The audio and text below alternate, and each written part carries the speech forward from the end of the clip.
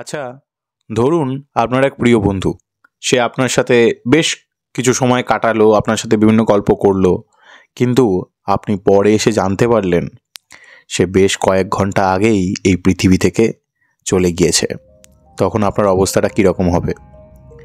আজ ভার্সেটাইল মিডিয়ার live story টেলিংয়ে আপনাদেরকে শোনাতে যাচ্ছি সমর বিশ্বাসের সাথে ঘটা তেমনই একটা ভয়ঙ্কর অভিজ্ঞতার কথা।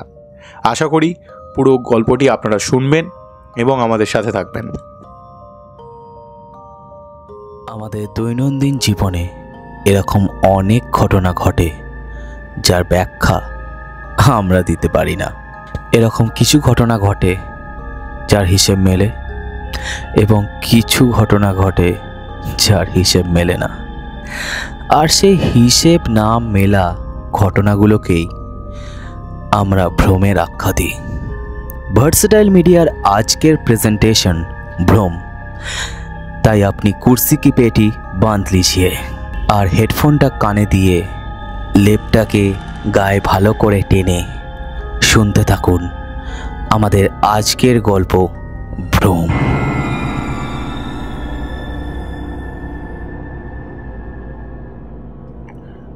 7ই জানুয়ারি 2022, দিনটা ছিল শুক্রবার।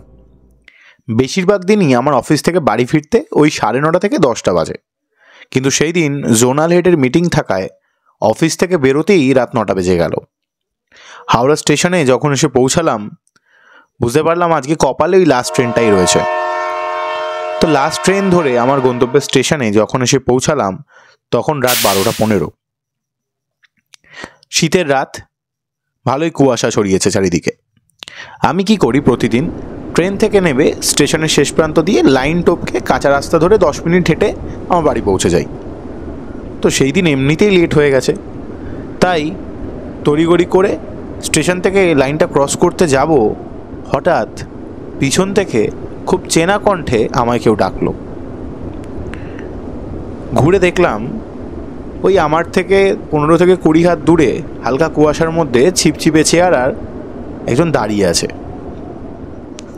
আমি তার দিকে এগিয়ে যেতেই বুঝলাম যে এটা ভানুদা। ভানুদা ছিল আমার পাশের পাড়ারই আমার দাদা কাম বন্ধু। আমার এক বন্ধু সুশান্ত আর এই ভানুদা, আমরা 3 জন মিলে যাকে বলা হয় ওই চোরে চোরে মাস্তুতো ভাই।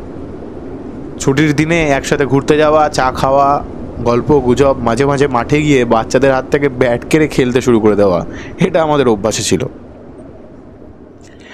ভানুদা আমার সাথে মাঝে মাঝে ফিরতো, বা আমার পরে বা আমার আগে, ওর কোনো ফিক্সড টাইম ছিল না ফেরার। কিন্তু এত রাতে ও কী করছে, তাই জিজ্ঞাসা করলাম, কি গো এত রাতে এখানে কি করছো? ভানুদা বলল, আরে তোর জন্যই অপেক্ষা করছিলাম, তুই কখন আসিস। আমি বললাম, আচ্ছা তুমি কি অন্তর্যামী হয়ে গেছো নাকি? আমি কখন আসবো তুমি কি করে বুঝলে? হ্যাঁ, ম্যাজিক ফ্যাজিক করছো? ভানুদা বলল, আরে না রে, সবই বুঝে যাই কোথায় কি হবে আর কি হবে না। হ্যাঁ বললাম, তাই? আচ্ছা, তোমাকে নিশ্চয়ই ভগবান কোনো পাওয়ার দিয়েছে। ভানুদা বলল, মস্করা করিস না, আর লাইন ক্রস করে যাস না আজকে। তুই আসার আগের ট্রেনটাই কেউ মনে হয় ক্রস করতে গিয়ে ওখানে কাটা পড়েছে। আমি যে খুব সাহসী তেমন নয়। আমি বললাম, বলো কি, এই কুয়াশার মধ্যে লাইন ক্রস করতে গিয়েছিল? কানে কি হেডফোন ছিল? ভানুদা বলল, কার কখন কি পরিণতি সেটা তুইও জানিস না, আমিও জানি না, তাই না? ছাড়, আজকে বরঞ্চ তুই বড় রাস্তা দিয়ে ফের। হ্যাঁ বললাম, আমি তো নয় ফিরবো, তা তুমি ফিরবে না? তুমি কি রাত্রিবেলা ঘুরে বেড়াবে? বাড়ি যাওয়ার তাড়া নেই? ভানুদা বলল, আমার আর কিসের তারা, সব তারাই তো মিটে গেছে রে। এই উত্তরটা আমি কখনো ভানুদার থেকে আশা করিনি। আমি জিজ্ঞাসা করলাম, আচ্ছা তুমি কি আজকে সিনেমা দেখেছো নাকি, যেরকম বেশ যাকে বলা হয় না ভাষা ভাষা ডায়লগ দিচ্ছ? ভানুদা কোনো উত্তর দিল না, বলল, চল যাওয়া যাক। 5-10 পা এগিয়েছি, হঠাৎ ভানুদা এমন একটা কোয়েশ্চেন করলো যে কোয়েশ্চেনটা আমাকে ভাবিয়েছিল। ভানুদা আমাকে জিজ্ঞাসা করলো, আচ্ছা আমি যদি না থাকি তাহলে কি হবে রে? আমি কপাল কুঁচকে বললাম, তোমার কি হয়েছে গো? অফিসে কি বস বকাঝকা দিয়েছে, না ট্রান্সফার নিয়ে কোথাও চলে যাচ্ছ, আমাদের বলছো না? ভানুদা বলল, হ্যাঁ, পার্মানেন্ট ট্রান্সফার নিয়ে নিয়েছি, আর ফিরবো না। এবার না আমি অবাক হলাম। আমি বললাম, আচ্ছা তোমার কি হয়েছে? আর ভালো কথা, এবার কোয়েশ্চেনটা জিজ্ঞাসা করতে যাব যেন মনের কথা বুঝে ভানুদা আমাকে বলল, হ্যাঁ, মা কি বলতো, মা একটু ভালো আছে, কিন্তু চিন্তা এটাই যে এরপর কিভাবে রাখবো মাকে, কিভাবে থাকবে মহিলা। আমি বললাম, মানে কিভাবে রাখবে মানে? কেন, তুমি কোথায় যাচ্ছ? তোমার কি কোথাও ট্যুর আছে, বা তুমি কোথাও ট্রান্সফার নিয়েছো? তা বলো, আমি দেখছি কি করা যায়। ভানুদা যেন হাঁপ ছেড়ে বলল, না, আমি আর কোথায় যাব, আমার আর যাওয়ার কোথাও জায়গা নেই রে। যে লোকটার সব সময় উৎফুল্ল স্বভাব, যার মধ্যে নেগেটিভিটি মানে যাকে বলে নেই, সেই লোকটা আজকে অদ্ভুত অদ্ভুত কথা বলছে। এবার আমার বেশ চিন্তা হলো। আমি বললাম, কি গো, তোমার কি কিছু হয়েছে? আমাকে বলো না। আরে আমি তো তোমার ভাই, আমাকে বলো। ভানুদা বলল, না রে, আমার কিছু হয়নি, আর কি হবে? তা আমি যদি না থাকি তুই কষ্ট পাবি। এবার আমার রাগ হলো। আমি বললাম, তুমি কি হয়েছে, রাত্রিরে নেশা ফেশা করেছো? হ্যাঁ, আর তুমি যদি আমার থেকে বয়সে বড় না হতে না, দিতাম তোমায় এক ঘা। তুমি 100 বছরের আগে যাবে কোথায়? ভানুদা আমার দিকে তাকিয়ে কিছুক্ষণ যেন করুণ দৃষ্টিতে চুপ করে থাকলো। তারপর আবার আমায় বলল, আচ্ছা ধর, আমায় তুই এই যে দেখছিস, হঠাৎ শুনলি আমি নেই, তাহলে কি হবে? এবার আমার প্রচণ্ড রাগ হলো। আমি কোনো কথা বললাম না, গট গট করে এগিয়ে গেলাম। ভানুদাও সঙ্গে এলো। স্টেশন থেকে নেমে যে বড় রাস্তাটা পড়ে তার ডান দিক থেকে লাইন ক্রস করে যেতে হয় আমার বাড়ির দিকে। তো স্টেশনের শেষ প্রান্তে আসতেই ভানুদা আবার আমাকে জিজ্ঞাসা করলো, কে, কথাটা কি এড়িয়ে যাচ্ছিস? বল না, আমি একটু শুনতে চাই, আর একটু শান্তি তো পাবো রে। এবার আমি যাকে বলে জোর গলা, এই তুমি কি ভেবেছো বলো তো? চিল্লাতেই আমার মুখে কেউ যেন দূর থেকে টর্চ মারলো। আমি বুঝতে পারলাম দুজন রেলওয়ে পুলিশ আসছে। তারা আমাকে এসে ধমক দিয়ে বললো, আরে इतना रात को यहाँ क्या कर रहे हो? घर नहीं जाना आपको? আমি বললাম, না স্যার, যাচ্ছি স্যার, আসলে ওই দাদাকে নিতে এসেছিলাম। ये ठीक है, कौन दादा? घर चलिए, जल्दी घर चलिए। আমি অবাক হলাম, আরে কোন দাদা মানে? আমার পাশে দাঁড়িয়ে আছে। পাশে ফিরতেই দেখলাম আমার পাশে ভানুদা নেই। আমার গায়ের লোম খাড়া হয়ে গেল। এলাম, কি হলো? একটা মানুষ যে 10 সেকেন্ড আগে আমার পাশে দাঁড়িয়ে ছিল, সে কোথায় গেল? এদিক ওদিক ঘুরতেই দেখলাম ভানুদা স্টেশনে উঠছে আবার। আমি ডাকলাম, ভানুদা, আরে ও ভানুদা, কোথায় যাচ্ছ, বাড়ি যাবে না? কোনো সাড়া নেই। আমি সঙ্গে সঙ্গে ব্যাগটা নিয়ে এগিয়ে গেলাম তার দিকে ডাকার জন্য। সে ক্রমশ এগিয়ে যাচ্ছে স্টেশনের শেষ প্রান্তের দিকে, আর আমি ডাকছি, ভানুদা, আরে দাঁড়াও না, আরে বাড়ি চলো, জেঠিমা চিন্তা করবে তো। সে যেন আমার কোনো কথাই কানে তুলছে না।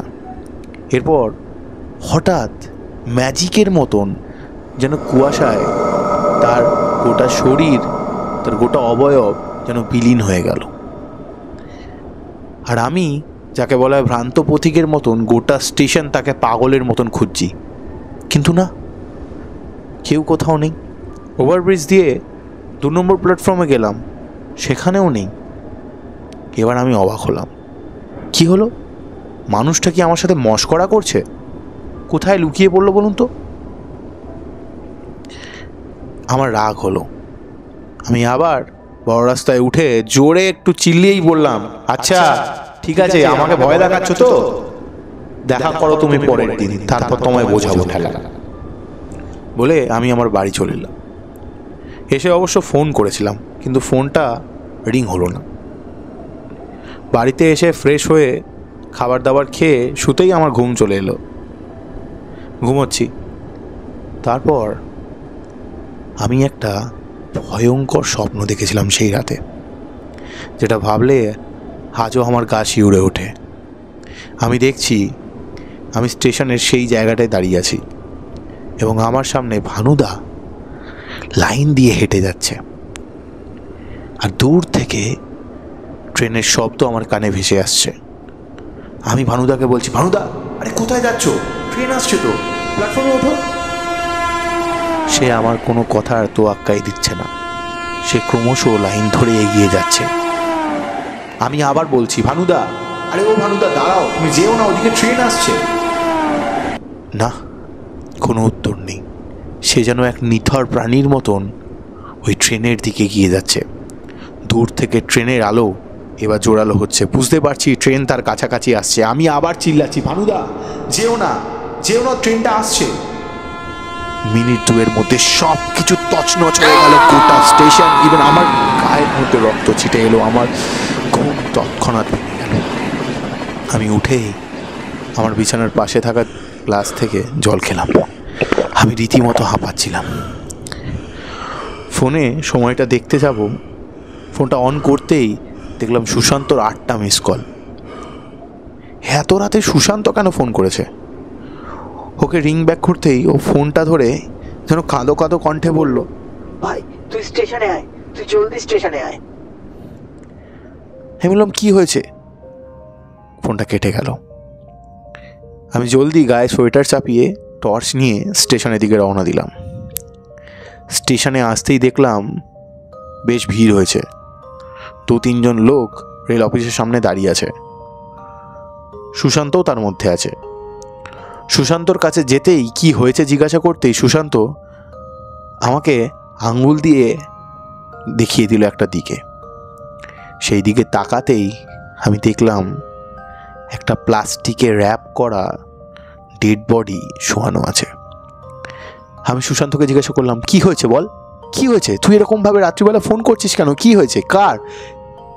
সুশান্ত আমায় একটা কথা বলল, যেটা শুনে আমার শরীর থেকে আত্মা বেরিয়ে গিয়েছিল। সুশান্ত বলল, ভানুদা, ভানুদা নেই। 11:45 আপ ট্রেন থেকে নেমে লাইন ক্রস করার সময় থ্রু ট্রেনে কাটা পড়েছে।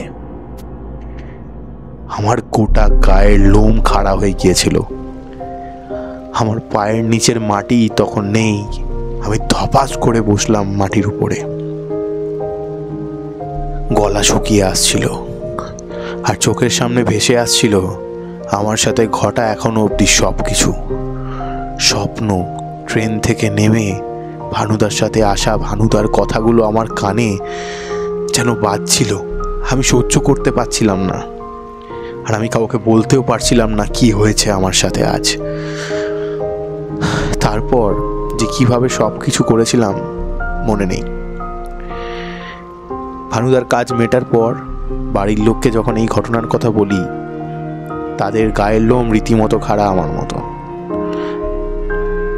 মা শুনে আমাকে নিয়ে তো প্রায় উতলা হয়ে গিয়েছিল, কিন্তু আমি বুঝতে পেরেছিলাম কেন সেই দিন ভানুদা আমার সাথে ফেরেনি। সেই দিন কিভাবে ভানুদা বুঝেছিল যে আমি লাস্ট ট্রেনে ফিরছি। সেই দিন কেন সেই রেল পুলিশরা আমার সাথে থাকা আমার সেই দাদাকে খুঁজে পায়নি, কারণ সেখানে তার কোনো অস্তিত্বই ছিল না। আশা করি পুরো ঘটনাটি আপনারা শুনলেন। এবার বিশ্বাস করার মতামত সম্পূর্ণ ব্যক্তিগত। আচ্ছা, আপনাদের সাথে যদি এমন কোনো ঘটনা ঘটতো তাহলে আপনারা কি করতেন? অবশ্যই কমেন্ট সেকশনে জানান। যদি ভিডিওটিকে ভালো লেগে থাকে তাহলে ভিডিওটিকে শেয়ার করুন, ভিডিওটিকে লাইক করুন, আমার চ্যানেলটিকে সাবস্ক্রাইব করুন আর পাশে থাকা বেল আইকনটিকে প্রেস করে দিন। আমার মেল আইডি দেওয়া থাকলো, যদি আপনার জীবনের কোনো অভিজ্ঞতার কথা আপনি শেয়ার করতে চান তাহলে অবশ্যই এই মেল আইডিতে পাঠিয়ে দিতে পারেন। দেখা হচ্ছে খুব তাড়াতাড়ি নতুন কোনো কন্টেন্টের সাথে। ততক্ষণ স্টে ভার্সেটাইল।